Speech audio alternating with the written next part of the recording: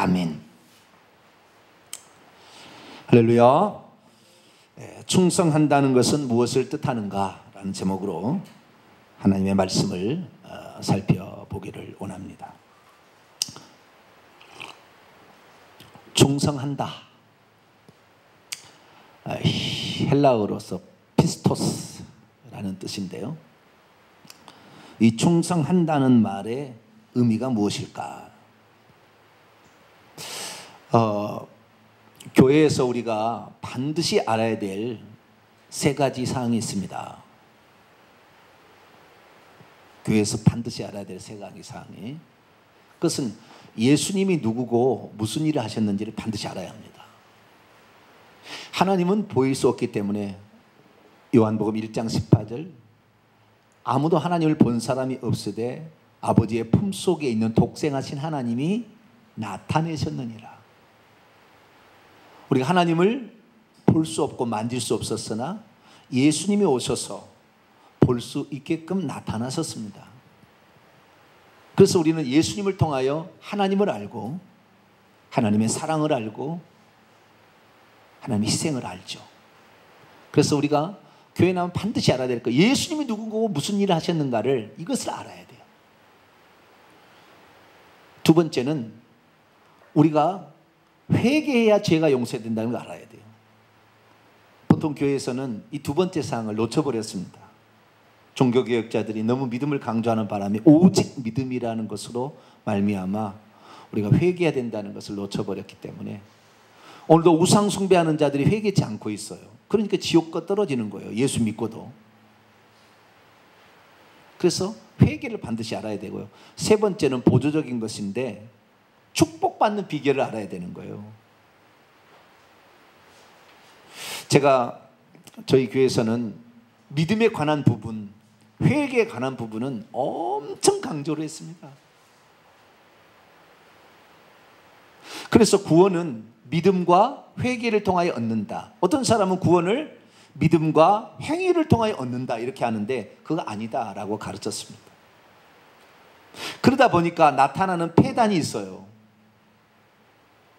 믿기만 하고 회개 생활만 잘하면 되지 무슨 봉사할 필요가 있을까, 무슨 충성할 필요가 있을까라는 생각으로 흘러가는 거죠.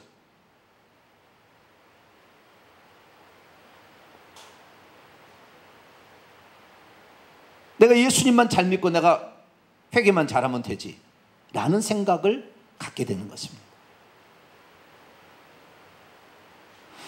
우리가 충성해야 되는 거, 행위로서 하나님 앞에 순종해야 되는 문제가 구원의 문제는 아닙니다. 왜? 우리 연약하니까. 행위로서 온전함을 얻을 수 없으니까. 그렇다고 해서 행위를 포기해야 되나요? 행위는 구원의 필수적인 요소는 분명 아닙니다. 우리는 회개하고 복음을 믿어야 구원을 받습니다. 그런데 행위라는 것을 어떻게 할 거냐? 내가 믿음 있다. 내가 회개 생활 잘한다. 그렇게 하는 자가 주님께서 나중에 심판대 앞에서 어떻게 평가하냐면 믿음대로 평가한다는 말이 없습니다. 회개해서 평가한다는 말이 없습니다. 심판 때는 네가 어떻게 행했느냐 행위를 보고 심판한다고 돼 있다고요. 그러니까 우리가 행위로 구원 얻는 건 아니에요. 그러나 행위가 잘못됐으면 나는 지옥 간다고 생각해야 됩니다.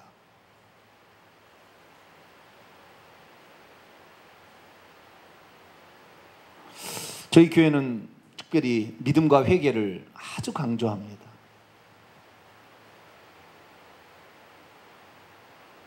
구원은 행위로 받을 수는 없는 것이 분명하니까.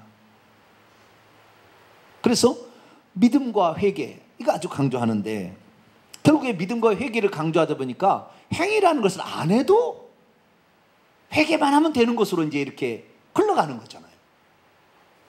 회개라는 것은 부득이하게 죄를 지었을 때에 그 죄를 해결하는 방법으로, 어쩌면 마지막 방법으로 우리에게 보루로 준 것이고, 우리는 오늘도 주의 말씀에 순종해야 될 줄로 믿습니다. 하나님 말씀에 순종하라고, 내 육신을 저 복종시키라고 주 앞에 충성하라고, 봉사하라고 하나님께서 우리를 구원시켜 주신 것이고 건강도 주신 것이고 물질도 준 거죠. 근데 충성하지 않아요. 최선을 다하지 않아요.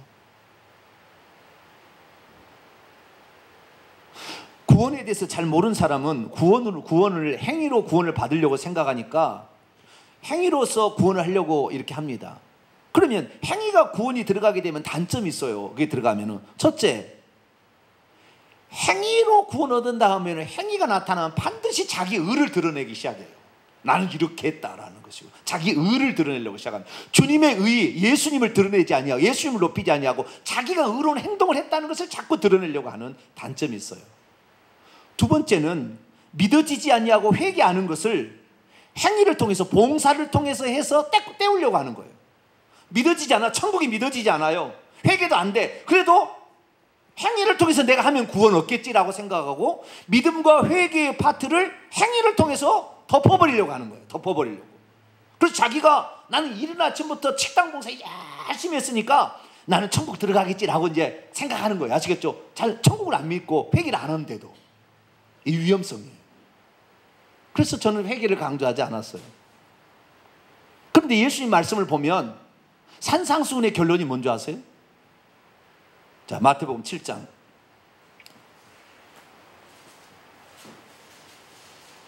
사람이 뭘 강조하면 무엇이 약해진다는 게 맞아요. 그런데 그 약점을 약해지면 안 돼요.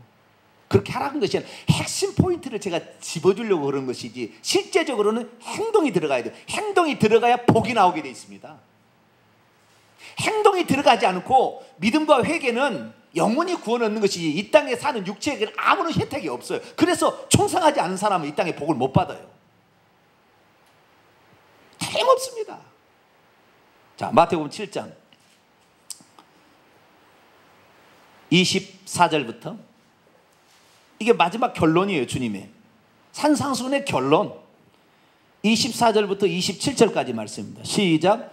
그러므로 누구든지 나의 이 말을 듣고 행하는 자는 그 집을 반석 위에 지은 지혜로운 사람 같으리니 비가 내리고 창소가 나고 바람이 불어 그 집에 부딪히되 무너지지 아니하나니 이는 주초를 반석 위에 놓은 까닭이요 나의 이 말을 듣고 행하지 아니하는 자는 그의 집을 모래 위에 지은 어리석은 사람 같으리니 비가 내리고 창소가 나고 바람이 불어 그 비디에 부딪힘에 무너져 무너짐이 심하니라.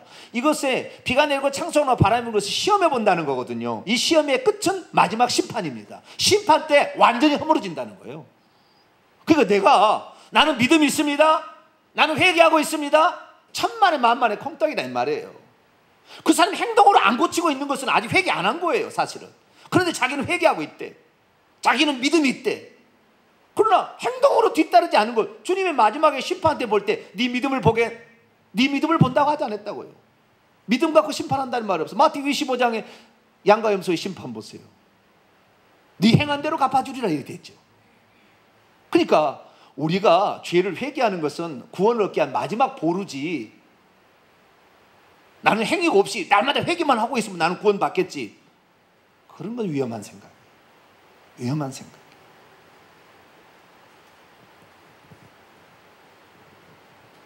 나의 이 말을 듣고 행하지 않는 자는 심판 때 완전히 허물어진다 이 비유가.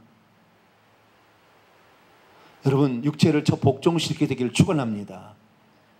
육체를 저 복종시켜야 돼요. 하나님의 뜻에 순종하려고 몸부림을 쳐야 되는 거예요. 봉사하려고 몸부림을 쳐야 된다니까요. 물론 믿음도 없으면서 봉사로 때우려고 아까 두 가지 위험성으로 가면 안 되고요. 진짜 참 믿음을 내가 가지고 있다면 이제는 내 몸으로서 충성하리라. 이 몸으로서 충성하는 것은 영육간의 복이 있는 이생에서 복이 있고 천국에서 복이 있는 거예요. 이생과 내생에 약속이 있는 거라고요. 믿음 가지고는 믿음과 회개는 천국은 들어가겠죠. 영원히 진짜 믿음이라 했다면. 그러나 이 땅에서부터 복을 받아야 되는데 이 땅에서 복은 뭐냐? 심는 대로 거두는 거예요. 충성하고 헌신하고 희생하는 자가 하나님께서 복을 주는 거예요. 마태복음 7장에 이 기도의 비유를 구하라 찾으라 문을 두드리라 맨 마지막에 뭡니까? 네가 남에게 대접받아도 너 남을 대접. 이것이 율법이요 선자의 강령이라고 그랬다고요. 너는 받기를 원하는데, 너에게 받기를 원하는 사람에게, 너는 하나님께 받기를 원하는데, 너에게 받기를 원하는 사람이 너는 인쇄가면서 하나님께 뭘 달라고 하느냐, 이 말이에요. 예수님 말씀이, 그 말씀이 결론이, 이 기도에 가는 교훈의 끝이 그런 거거든요. 그러니까 우리가 말은 믿음이 있다, 말은 회개 생활한다, 그렇게 하지만 실제적으로 행함이 뒤따르지 아니한 것은 위험한 거예요. 사상 누각이 될 가능성이 매우 많다는 것입니다. 우리는 말씀을 듣고 행할 수 있게 되기를 축원합니다. 말씀을 듣고 행할 수 있어요. 믿음의 끝은요, 인내하는 거예요. 핍박과 고난을, 이 믿음의 끝은 인내하는 것입니다. 결국에 지키는 거예요. 자, 마태복음 10장 봅니다. 마태복음 10장 22절. 마태복음 10장 22절 읽습니다. 시작.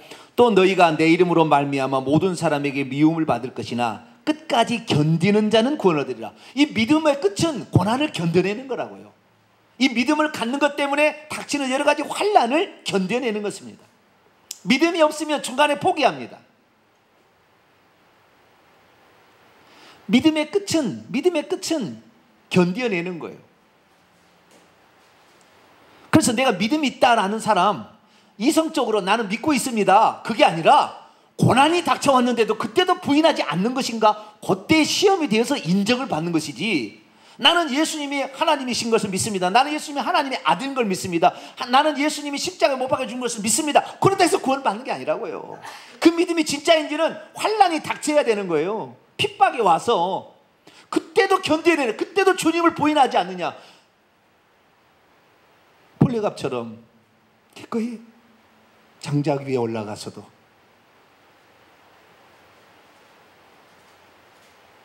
흔들리지 아니하고 내 영혼을, 나를 폴리갑이 그리 순교하면 나 같은 사람도 하나님 순교자가 될 수 있습니까? 이 놀라운 은혜를 저에게 주시다니요. 그러고 죽어갔어요. 아무나 순교자 되는 게 아닙니다. 전국에 순교자 몇 명 없습니다.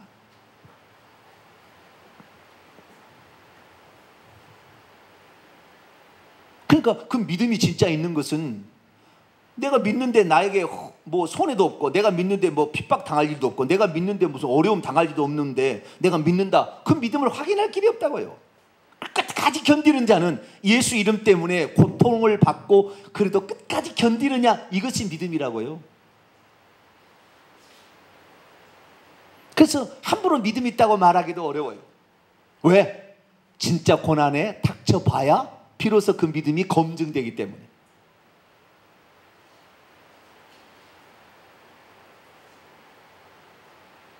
그런데 이런 믿음이 있다고 합시다. 그 다음에 진짜 회개한다고 합시다. 그러면 그 다음에 뭐냐? 이 세 번째가 중요한 거예요. 행위로 뒷받침되는 것이 있어야 된다는 거죠. 그래야 그것이 결국에 우리의 심판대 앞에 가서 우리가 정말 구원을 얻을 자로서 인정받을 수가 있는 것이죠. 그래서 충성이라는 것은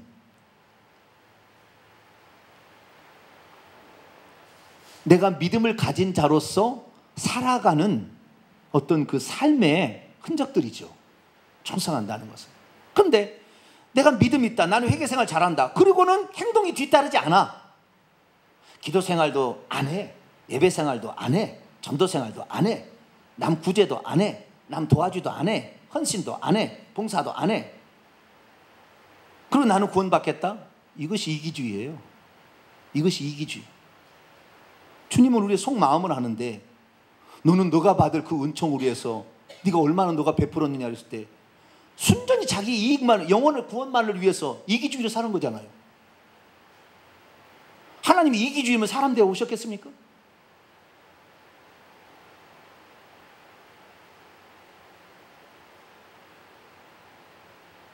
그리고 우리가 참 믿음이 있다, 회개생활을 진짜 한다, 그러면 삶의 열매들이 있어야 되는 거죠. 그래서 예수님께서 산상수훈에 그 얘기를 꼭 한 거예요. 열매로 그들을 알리라. 그들을 파악한다는 게 그렇다는 거예요. 여러분들은 할 수만 있으면 충성할 수 있기를 축원합니다. 충성해야 되는 거예요. 충성. 그러면 충성하려면 어떤 사람이 충성할 수 있느냐? 충성하려면 일꾼이 되어야 충성할 수 있는 겁니다. 그러니까 충성하라 이 말은 너는 일꾼이 되어라 그런 말이에요. 사실을 알고 보면. 그런데 믿고 천국 가기는 좋아해. 일을 안 해. 이기주의예요. 이기주의예요. 그렇게 하면 안 돼요. 하나님은 우리의 마음을 감찰하고 중심을 감찰하시는데 모르지 않아요. 그리고는 명예스러운 자리, 그런 자리는 자기가 있으려고 그래. 아니에요. 그러면 안 돼요.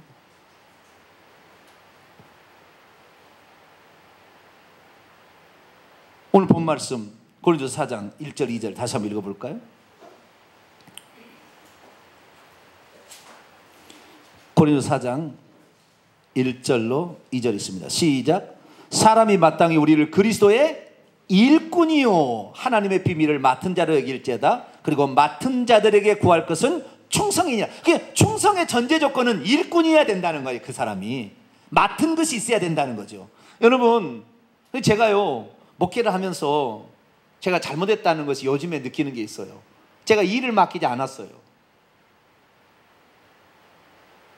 스스로 알아서 하기를 원해요. 저는. 근데 그게 잘못됐다는 걸 알았어요. 누가 맡겨줘야 충성할 일도 생기죠. 맡겨주지도 않은데 충성하지 못하잖아요.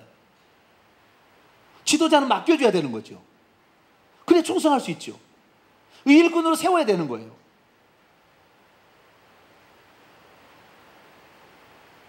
우리 성도들에게 복을 받기를 원하는데 일을 시켜서 충성해야 복이 들어오는 거거든요. 답은. 근데 제가 일을 안 시켜서 충성할 것이 없어. 복도 없는 거죠.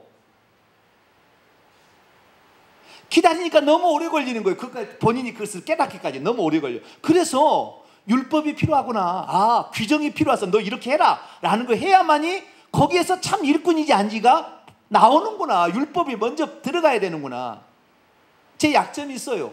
저는 복음을 먼저 받았고 율법을 나중에 공부를 한 거예요. 근데 보통 모태신앙 사람들은 율법이 먼저야 그 다음에 복음의 은혜를 안 거예요. 예를 들어 보겠습니다. 내가 어떤 교회에서 직분자를 맡았다. 그러면은 기도 생활을 잘해야 된다고요. 기도 생활도 못하는 사람 세우지 말아야 되는 거예요. 옛날엔 다 그런 거예요. 옛날에는 뭐 기도 생활 못하면 새벽기도 못 나면 아예 직분도 안 줘버렸다고요. 예배 시간에 11조 하는 사람 다 빼버렸다고 그냥. 옛날엔 다 그랬어요. 절대 그것을 그냥 용납하지 않았다고. 그 율법이죠. 그러나 저는 율법으로 배우지 않은 거예요. 은혜로 배웠어요. 그래서 사람이 부족해도 세워서 잘해보자 이렇게 한 거죠. 그러나 율법의 규정을 모르니까 무엇을 해야 될지를 몰라. 충성할 것도 없어. 복도 못 받는 거예요.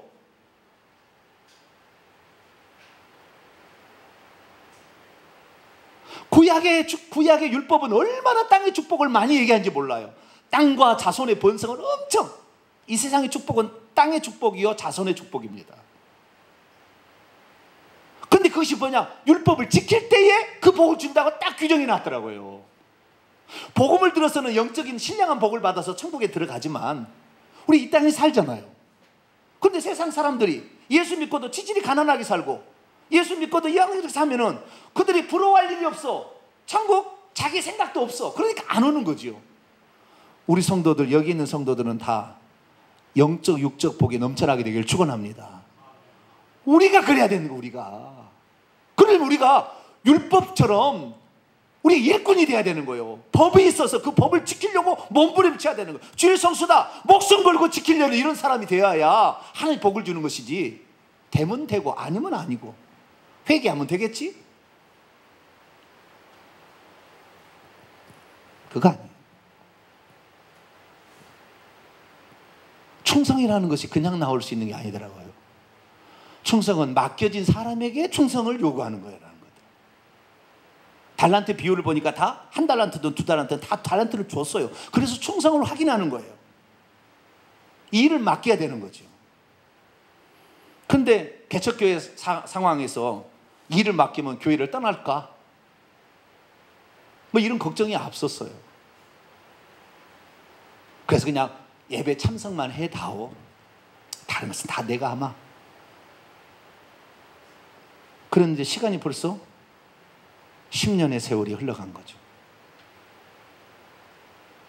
그래서 마땅히 일하지 않아도 자기는 잘하고 있다고 생각하는 사람이 생길 수 있는, 내가 주범이죠. 내가 잘못한 거죠, 제가.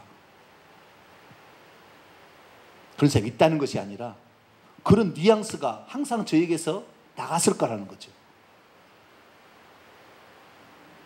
그래서 내가 잘못했다.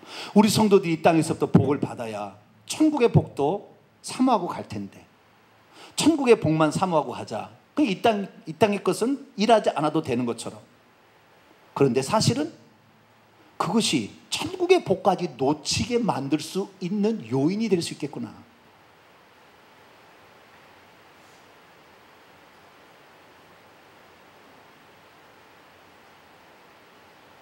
여러분은 할 수만 있다면 무슨 일에든지 최선을 다하고 충성할 수 있게 되기를 축원합니다. 그래야 되는 거예요. 그래야 복이 임하는 것입니다. 저는 우리 성도들이 이 땅에서도 복을 받기를 원했는데 믿음만 있으면 행동으로 옮겨줄 줄 알았어요. 그래서 믿음 강조했고, 무엇을 믿을 것이냐, 그 다음에 안 되니까 회개를 하자. 그래서 믿음과 회개를 강조했어요. 그래서 믿음 있고 회개 생활하면 행동으로 옮길 줄 알았어요. 그런데 이 일을 맡겨주지 않으니까 충성할 것이 없는 거예요. 제 약점이에요. 강제로 뭘 막 이렇게 율법주의자처럼 이렇게 하지 못하는 게 제 약점이에요. 제가 토양이 복음부터 저는 받았기 때문에, 그리고 율법을 나중에 공부했기 때문에. 그럼 어렸을 때부터 율법적으로 했다고 한다면 어떤 율법적인 규정들을 딱 세워놓고 딱딱딱 했겠죠. 근데 그러지는 못했어요. 근데 지금 생각하니까 왜 하나님께서 구약 성경도 주고 신약 성경도 줬을까? 구약 성경 빼버리지. 복음만 있으면 되니면 구약 성경 빼버리지. 왜 구약 성경을 줬을까? 우리는 구약 성경을 주신 하나님의 뜻을 알아야 돼요. 율법을 주신 목적, 규정이 뭐고 이렇게 사는 것이 올바르다는 걸 알고 은혜 받으면 그렇게 살아야 되는데, 율법 규정이 없어 어떻게 하는 거 없어. 은혜를 받았어 어떻게 할 줄을 몰라. 회개만 하면 돼. 그렇구나. 이기적으로 바뀌는 거죠. 왜? 남을 희생하지 않으니까. 내가 희생하는 것이 손해보는 것으로 생각이 되잖아요. 내가 지금 이렇게 희생하시고 얼마나 큰 복을 가져온 일을 알라고 한다면 콧노래를 부르면서 일할 텐데, 내가 이 어려운 중에도 이 예배 생활을 참석할 때 하나님께서 우리 가정의 주인이 되어서 우리 가정을 거룩하게 만들 걸 안다면 이 예배가 더 행복할 텐데.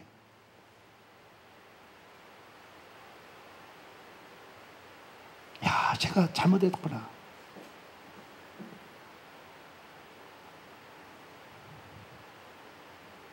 정말 잘못했구나. 그래서 다음에 일꾼들을 세울 때는 성경에 보면 디모데전서 2장을 보면 시험해보고 세우라 이렇게 돼 있거든요. 고지고대로 다 할 수는 없겠지만 참 그 말이 얼마나 사도 바울이 디모데에게 얼마나 생각하고 한 얘기일까. 세워놨는데 안 해버려. 뭔 일을 한 줄을 몰라. 세워놨는데 안 해놓은 거예요. 뭔 일 할 줄은 몰라요. 할 줄은 몰라서도 모르고. 왜? 율법이 없었으니까. 그런 규정을 모르잖아요. 그러니까 어떻게 해야 될 줄을 몰라. 그럼 지금 잘하는 게 잘했다. 내가 이렇게 믿고 그냥 회개생활 하면 잘했다. 이렇게 생각해 버리는 거죠. 천국에 가면 얼마나 상급이 없겠어요. 아무것도 없겠죠. 턱걸이로 간신히 천국 가겠죠. 저는 우리 교회 성도들이 천국에 가서도 면류관을 차지하고 하늘의 기업을 차지하는 복된 성도가 되기를 축원합니다. 그러려면 충성해야 돼요. 그러려면 일을 맡아야 되는 거예요. 일을 맡아야 신경을 씁니다. 한 개의 먹을 맡아도요 얼마나 많은 신경이 쓰이지는 몰라요. 어디에 모임을 제대로 갑니까? 그런 게 있어요. 그래서 그 맡은다는 것이 얼마나 어렵다는 걸 알아요. 그러나 그 희생을 통하여 내가 주님께서 나를 구원하여 주신 은혜에 100만 문지를 1000만 문지라도 내가 이렇게 갖겠습니다라는 그런 자세가 있어야 끝까지 겸손히 가지요. 봉사를 하지 않으면 교만이 하늘을 찔러요. 거꾸로 구원의 확신이 없는데 봉사로 때우려고 하는 사람은 봉사가 자기가 나타나기 때문에 봉사 못한 사람을 막 정죄를 합니다. 또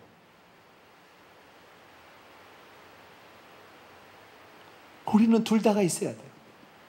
여러분에게는 온전한 믿음으로 말미암은 겸손함 있게 되기를 축원합니다. 거기에다가 주님 맡겨주십시오. 목사님 맡겨주십시오. 제가 한번 충성해 보겠습니다.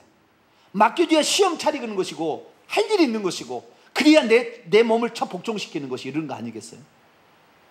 그래서 충성이라는 단어는 반드시 일꾼이 되어야 충성이라는 말을 할 수 있고 맡겨진 것이 있어야 충성이라는 말이 있겠구나. 그러면 우리 교회가 충성해야 하나님께서 이 땅의 축복도 천국의 축복도 동시에 주는 겁니다. 충성은. 왜? 충성이라는 것은 교회 일에 충성하는 것도 있고 세상 일에도 충성한 게 있잖아요. 우리가 세상 일에도 일주일 때 엿새 동안 힘써 충성해야 알아줘서 진급도 되고 다 되는 거예요. 교회도 마찬가지거든요. 그러니까 충성하는 것은 교회에서도 맡은 것이 있고 세상에서 맡은 것이 있어서 충성할 수 있어야 복이 영육간에 다 오는 거죠. 둘 다를 다 잘할 수는 없을 거예요. 그러나 어느 것이라도 충성할 수 있는, 둘 다 충성하면 더 금상첨화고요. 그래서 우리가 충성해야 하나님께서 이 땅에서부터 궁핍함을 다 없애주시고 다 그러겠구나. 자, 성경을 또 보겠습니다. 골로새서 1장 17절.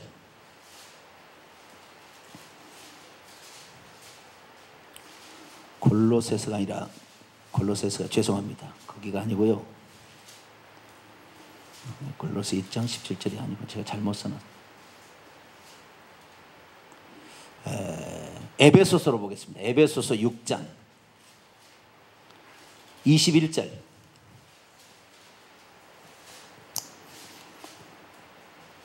어떤 사람이 되야 돼? 에베소서 6장 21절에 있습니다. 시작. 나의 사정 곧 내가 무엇을 하는지 너희에게도 알리려 하니 사랑을 받은 형제요 주 안에서 진실한 일꾼인 두개고가 모든 일을 너희에게 알려. 주 안에서 진실한 일꾼.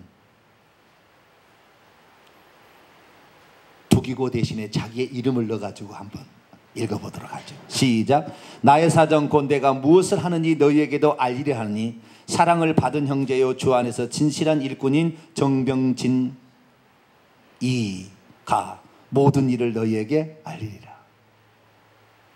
여러분, 이러한 이름이 두기고 대신에 여러분의 이름이 들어가게 되기를 축원합니다. 그런 사람이 돼요. 그래서 우리가 충성한다는 게 무엇인가? 이것은 일을 맡은 자에게 주어진 것이다. 그래서 일이 맡은 것이 없으면 역시 게을러질 수밖에 없구나. 우리가 만약에 출근하지 않고 집에서 논다면요 게을러집니다. 출근하려고 하니까 일찍도 자는 거예요. 내일 일을 해야 되니까. 항상 준비가 있는 거예요. 일감이 있으니까. 일감이 없으면 이것이 낮에 일어나는지 밤에 일어나는지 이 시험에 안 들어. 이게 이 사람은 형편없는 거예요. 우리가 일이 있어야 그 일을 준비하고 하는 것입니다. 그래서 때로는 우리가 일을 맡겨줄 때 오 주여 감사합니다. 여러분 그러시기 바랍니다. 목사님이 이거 하십시오. 오 주여 감사합니다. 나를 시험차리게 하신 하나님. 나를 감사합니다. 이래 나가야 돼. 목사님 나 바빠 죽겠는데 왜 나한테 맡기는 거야? 그냥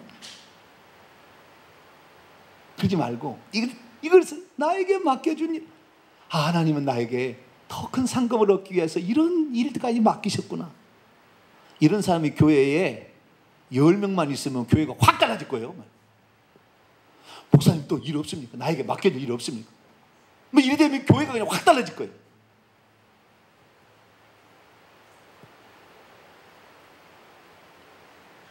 그러면 우리가 무엇에 충성해야 될까요? 우리는 4가지 것에 충성해야 됩니다. 4가지 것에. 자, 누가복음 16장에 3가지가 나옵니다. 무엇에 충성해야 될 것인가? 자, 누가복음 16장 10절입니다. 무엇에 충성해야 될까요? 자, 있습니다. 시작. 지극히 작은 것에 충성된 자는 큰 것에도 충성되고 지극히 작은 것에 불의한 자는 큰 것에도 불의하니라. 첫째는 뭐예요? 작은 것을 맡았더라도 충성하라 이거예요. 따라습니다. 작은 것이라도 충성하자. 작은 것이라도 충성해야 돼요. 이것이 무엇에 충성해야 되는 첫 번째예요. 작은 것이라도 충성하자. 그 다음에 11절입니다. 11절 시작. 너희가 만일 불의한 재물에게도 충성하지 아니하면 누가 참된 것으로 너희에게 맡기겠니? 불의한 재물은 돈을 말하는 거거든요. 돈을 얻는, 불의한 재물에 있어서도 충성돼야 돼. 다시 말해서 돈을 벌기 위해서 충성한다는 말은 최선을 다하고 열심을 낸다는 것인데, 돈을 벌기 위해서도 최선을 다해. 돈에 있어서도 충성돼야 된다는 거예요. 세 번째는 12절입니다. 시작. 너희가 만일 남의 것에 충성하지 않으면 누가 너희의 것을 너희에게 주겠느냐? 남의 일이랄지라도. 여러분, 교회 일꾼이 되는 것은요, 교회 일이 남의 일에서 내 일이 되는 거거든요. 이것이 교회 일꾼인 거예요. 그전에는 남의 일로 생각했는데 내 일로 바꿔질 때 그 사람 일꾼으로 세워진 겁니다. 그러니까 이 일을 하라고 했는데 이것이 내 일로 느껴지지 아니하고 이것이 다 남의 일로 느껴진다. 아직 일꾼이 아닌 거예요. 그 사람은. 그 사람 일꾼이라는 것은 이 일이 내 일로 느껴지게 될 때, 아, 이 사람이 일꾼이 된 거예요. 어떤 사람은 하나님 일꾼을 세우느냐? 남의 일이라도 내 일처럼 할 때 그 사람이 진실로 일꾼이다라고 인정해주고 그 사람에게 더 큰 것을 맡기게 된다는 거죠. 마지막 디모데전서 3장 11절. 작은 것에라도 충성해야 되고 불의한 재물이라도 충성해야 되고 돈에 성실해야 됩니다. 함부로 써서 안 되고요. 네. 세 번째는 남의 것이고, 네 번째는 디모데전서 3장 11절 읽습니다. 시작. 여자들도 이와 같이 정숙하고 모함하지 아니하며 절제하며 모든 일에 충성된 자라야 할지니라. 모든 일에 충성해야 됩니다. 작은 것이라도 돈 쓰는 것 하나도 헤프게 쓰지 않고 알차고 잘 써서 써야 되고, 남의 것이라도 귀중하고 소중하고 아끼고 내 일처럼 여기며, 어떤 사람은 남의 일을 시키면은요 흥청망청 써버린다고요. 자기 이름은 그렇게 안 쓸 텐데. 돈에 예산 탕하면, 우리 교회는 뭐 예산 탕할 게 없어서 그런 거 없지만 큰 교회 가면 예산 탕하잖아요. 그러면은 흥청망청 써버려요. 내 돈이 아니니까, 교회 돈이니까 막 흥청망청 써버려요. 자기 돈이면 그렇게 못 쓸 거예요. 그러면 주님이 신실한 일꾼이라고 하지 않는다는 것입니다.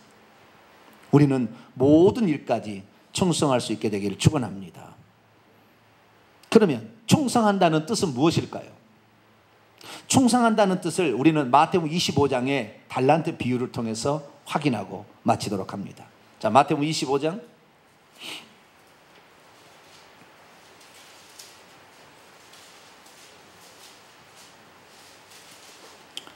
마태복음 25장 달란트를 맡겨줘서 충성이 나오는 거죠. 네. 마태복음 25장 14절부터 이제 맡겨줬어요. 자기 소유를 종들에게 맡겼어요. 어떤 사람은 1달란트, 어떤 사람은 2달란트, 한 5달란트 이렇게 맡겼어요. 자, 그랬을 때 어떤 것을 충성했다고 말할 수 있느냐? 16절입니다. 자, 마태복음 25장 16절 있습니다. 시작.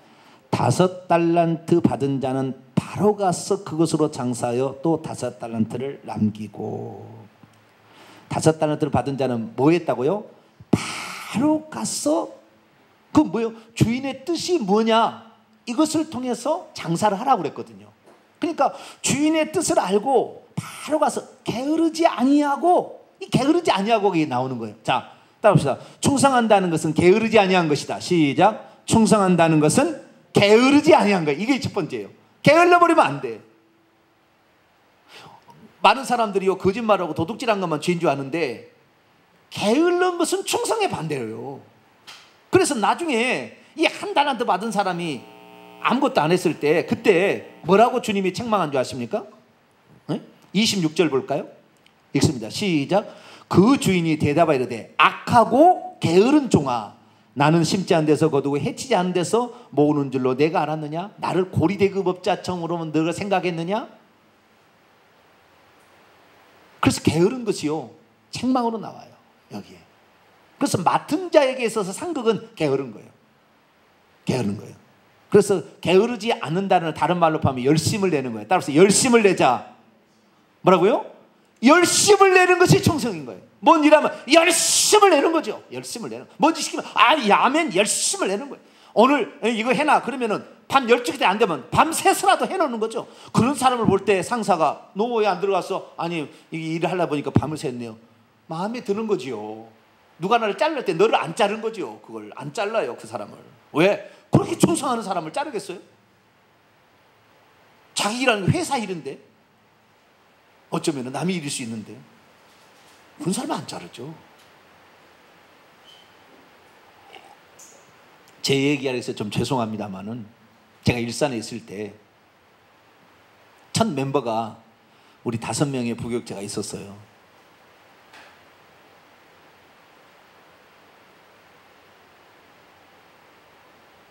지금 벌써 그 교회를 떠난 지 10년이 딱 넘었는데요. 지금도 그때처럼 행복한 적이 없었대요. 근데 사실 우리 집에는 미안했어요. 내가 집에 들어간 것이 정상 퇴근으로 들어간 적이 없는 것 같아요. 어쩔 때는 뭐 작업하다 보면 밤을 새워서 4시까지 할 때도 있었어요. 제가. 해야 되니까. 근데 그렇게 했을 때 가장 많은 성장을 했더라고요. 제가 교회에 처음 들어갔는데 350명이었거든요. 제가 그 교회에서 6년 2개월 있었는데 2,000명이 있습니다. 2,000명. 모두가 다 얼마나 내 일처럼 아주 그냥 그걸 여긴 거예요. 그렇게 충성하니까 교회가 성장하는 거예요. 근데 우리가 떠난 다음에 그렇게 부엌이 단 한 번이 온 적이 없대요.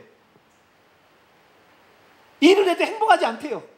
그때는 막 같이 일해보고 싶어서 왜? 그렇게 헌신하고 열심을 품고 막 하니까.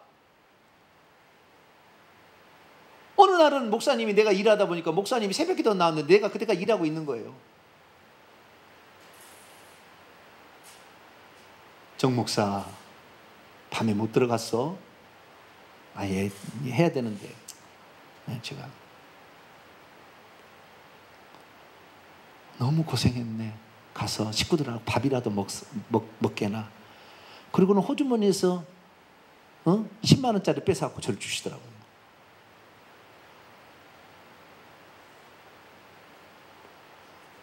그렇게 하니까 교회도 성장이 되더라고요. 이런 사람들이 있으니까, 이런 교육자들이 있으니까. 요즘 교육자들은 야단치면은 그것을 귀하게 생각해야 되는데 목사님은 뭐 어찌고 저찌고 입에 불평만 달고 있다는 거예요. 약으로 생각해야 되잖아요. 그래서 교회가 우리 교회도 열심을 품고 게으르지 않냐고 맡겨주면 해보려고 어떻게 해보려고 막 그런 거 볼 때 이게 너무 아름다운 거예요. 이래 교회가 성장하는 겁니다. 할렐루야. 나에게만 일을 맡겨주시 않게 하여 주시옵소서. 막 이래 되면 안 되는 거예요. 이게. 그래서 충성한다는 건 뭐냐? 열심을 내는 겁니다. 자, 요한계시록 3장 19절. 요한계시록 3장 19절 있습니다. 시작. 물은 내가 사랑하는 자를 책망하여 징계하노니 그러므로 내가 열심을 내라 회개하라. 열심을 내는 거예요. 라오디게아 교회 물에 술 탄 듯 술에 물 탄 듯 뜨뜻 미지근하여 차지도 아니고 덥지도 아니하고 열심을 내라. 게으르지 말자. 여러분 부지런하기를 축원합니다. 개미에 가서 배우라 자문을 그러잖아요. 두령도 없도 뭣도 없지만은 열심히 자기 맡은 거 그냥 한다는 거예요. 밤이고 낮이고 개미는 그거 한다는 거예요. 개미에 가서도 배우라. 우리가 그래서 무슨 일을 맡든지 간에 열심을 내기를 간절히 바랍니다. 다시 마태복음 25장 넘어옵니다. 두 번째는 17절입니다. 25장 17절. 마태복음 25장 17절. 첫 번째는 게으르지 않고 바로 가서 열심을 내서 게으르지 아니하고 이렇게. 두 번째는 마태복음 25장 17절 읽습니다. 시작. 2달란트 받은 자도 그와 같이 하여 또 2달란트를 남겼으되, 이게 좀 다른 거예요. 똑같이 바로 가서 장사를 하긴 했는데 5달란트 많이 받은 자는 이 사람을 주인이 잘 봤다는 거 아니죠? 잘 봤다는 거죠. 5달란트를 최고로 많이 줬으니까. 이 사람 2달란트 줬다는 것은 상대적으로 이 사람에게 능력이 부족하거나 아직 못났다 그런 거잖아요. 요 사람보다는 네가 더 능력이 부족하다, 뭐 아니면 또 열심히 좀 부족하다 그런 뜻이거든요. 그런데 이 2달란트를 받았지만 이 2달란트 받은 자도 똑같이 바로 가서 열심히 장사했다는 거예요. 이게 무슨 말입니까? 자신에게 주어진 일에 최선을 다했다는 거예요. 상대적으로 평가하지 아니하고, 그것을 5달란트 받은 자가 장사 잘하는 것은 잘하는 거예요. 적시하는 것은. 그런다 2달란트 받은 자는 기분 나쁠 수 있어요. 기분 나쁠 수 있다니까요. 그런데 기분 나쁘지 아니하고 그 일에 최선을 다했다는 거예요. 따라서 최선을 다하자. 기분 나쁘게 생각 말고 최선을 다하는 거예요. 목사님이 왜 나한테 이런 거나 핫발이나 주시고 저 사람은 좋은 것만 주고 맨날 그럴까? 그러지 말고, 그 기분 나쁘게 생각 말고, 그 작은 것이나마 그 일에 최선을 다하게 되면 더 많은 것으로 내게 맡기리니 할렐루야. 이렇게 되는 거죠. 이렇게 되는 거죠. 사람들은 너무나 첫술에 배부르려고 해요.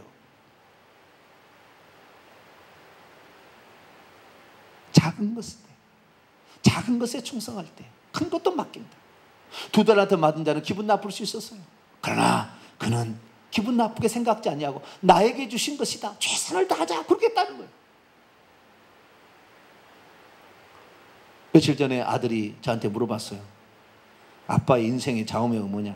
뭡니까? 아들아, 최선을 다하는 거다. 언제까지 할 건데? 최선을 다하는 거예요.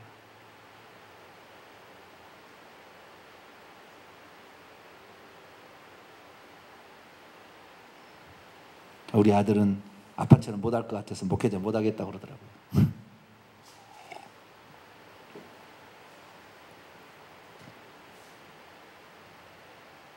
적게 주시면 적게 주신 대로, 많이 주시면 많이 주신 대로, 내가 잘할 수 있는 것, 내가 할 수 있는데 최선을 다할 때 하나님께서는 칭찬해 주시는데, 5달란트 받아서 5달란트 남긴 칭찬과 2달란트 받아서 2달란트 남긴 칭찬이 똑같다는 사실을 아십니까? 글자 하나도 안 틀리고.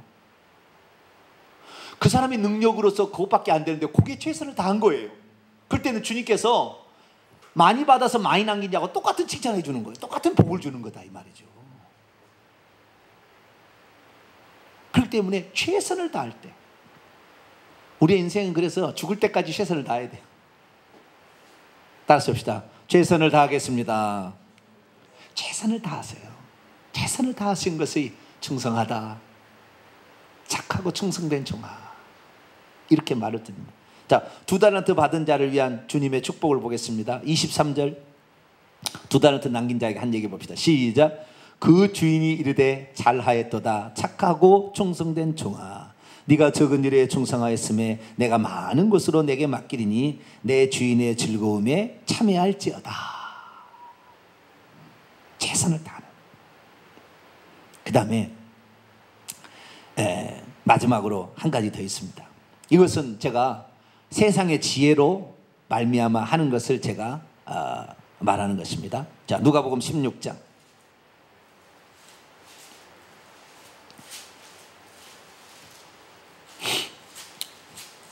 누가복음 16장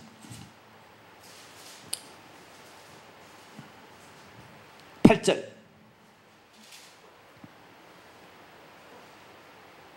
읽습니다. 시작. 주인이 이 옳지 않은 청지기가 이를 지혜롭게 하였으므로 칭찬하였으니 이 세대의 아들들이 자기 시대에 있어서는 빛의 아들보다 더 지혜로움이니라.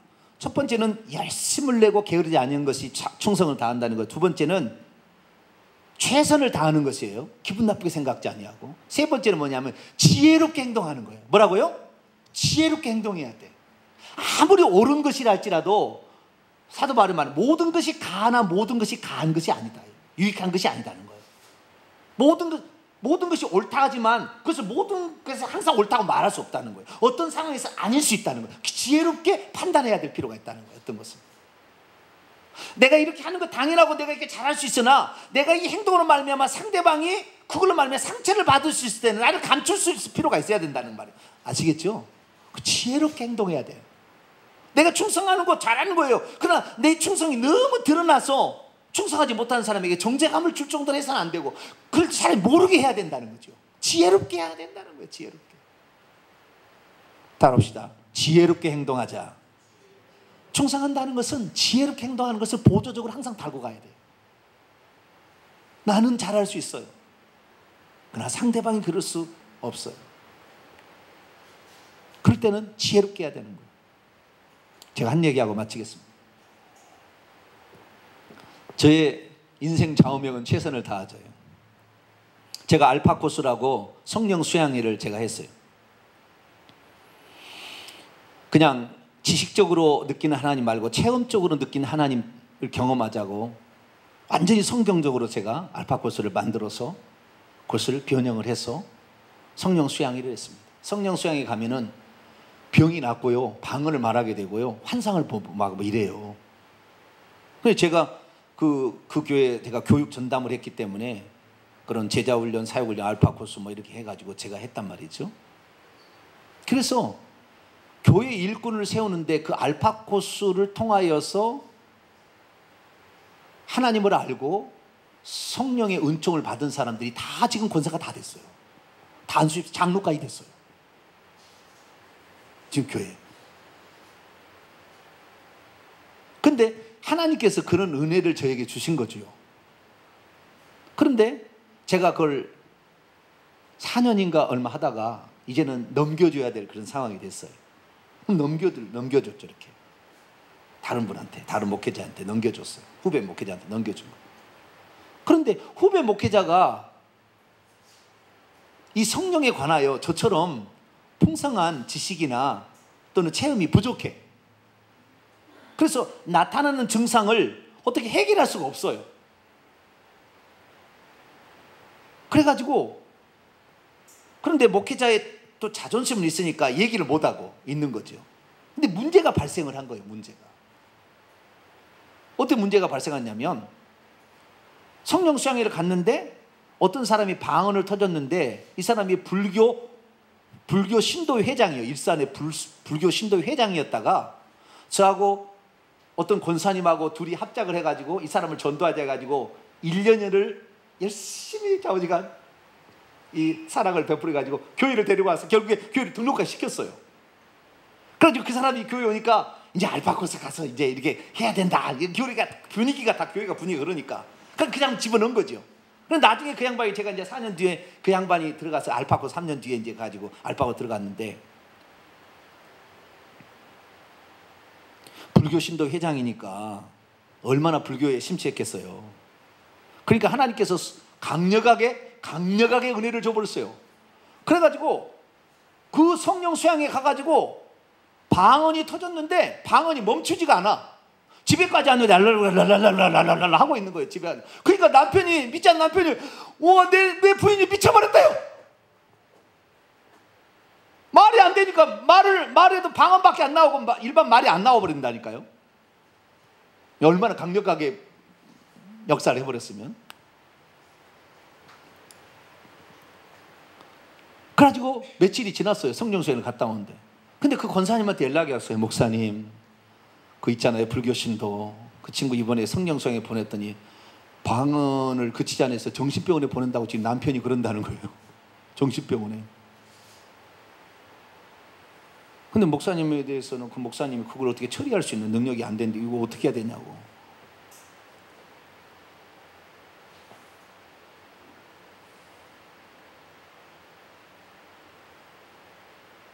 그래서 저한테 이제 상담을 해온 거죠. 그러면 어떻게 해야 되겠어요? 지혜롭게 해야 되잖아요. 그 목사님 모시다가 목사님 이런 사람 있으니까 좀 잘 좀 해보라고. 이렇게 하면 얼마나 자존심 상하겠어요. 그러니까 아무도 모르게 정상으로 돌려야 되겠다. 그런데 그 정상으로 돌리는데 영적인 강력한 기름 부음이 있어야 제재도 되거든요. 방언도 제재할 수 있는 영이라고 고린도서 10장에 나옵니다. 그런데 제가 만약에 가서 기도해서 방언이 멈춰지게 되면 틀림없이 교회 소문이 나는 거예요, 나중에. 그러면 그 목사님 어떻게 되겠어요? 그래서 제가, 권사님, 제가 이건 지혜롭게 해야 됩니다. 그러니 그 집사님이 우리 교회 말고 다른 게 은사가 강력한 기름 부음 진짜 참 종한테 가서 기도를 받고 해서 잘 이렇게 될 수 있도록 제가 방안을 마련해 보겠습니다. 해가지고 제가 기장 즉 부총회장 하시는 아주 성령 은사가 탁월하신 분이 있거든요. 그 목사님을 찾아가서 부탁을 드렸어요. 목사님, 우리 교회 성도가 이런 성도가 있는데 이 성도를 새벽기도 나가는 데가 이 교회라는데 내가 알아보니까 목사님께서 이런 분이 제가 알고 왔습니다. 그래서 늘 새벽기도 나오시니까 좀 이분을 잘 케어를 해주셔가지고 성령의 은사가 자연스럽게 나타날 수 있도록 좀 도와주시면 좋겠습니다라고 제가 그 목사님께 인계를 해드렸거든요. 그랬더니 그 목사님께서 나중에 저에게 그랬어요. 내가 지금까지 많은 목회자들을 경험하고 내가 이제 은퇴할 때가 가까웠는데 많은 목회자들 내가 접해봤지만 참 정 목사는 성령에 대해서도 그렇게 깊이 알고 있고 영적인 세계도 많이 알고 있고 사람에 대해서도 존중할 줄 안다. 난 참 우리 정 목사님 존경스럽다. 내가 내 후배들을 그렇게 많이 이렇게 알고 내가 총회장까지 하려고 했던 사람인데 내가 이제 은퇴할 날이 얼마 안 남았는데 내 교회를 정 목사가 맡았으면 좋겠다. 기장 측 교회 목사님이 저한테 부탁을 한 거예요. 그 집사님은 자연스럽게 해결됐어요, 거기에서. 그런데 나중에 그런 제안까지 저에게 온 거예요. 물론 그 제안을 내가 거절하고 여기 와서 개척을 했습니다. 그것이 다 제 얘기를 하게 됐는데요. 일하는 모든 데 있어서는 때로는 나의 열정도 필요하고 열심도 필요하고 최선을 다함도 필요하지만 때로는 지혜롭게 행함도 필요하다. 할렐루야. 그래서 자연스럽게 해결된 거예요. 그 목사님 지금도 모를 거예요. 그런 사실이 있었는지.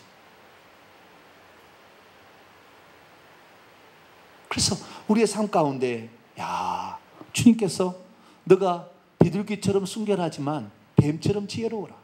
세상은 악하니까.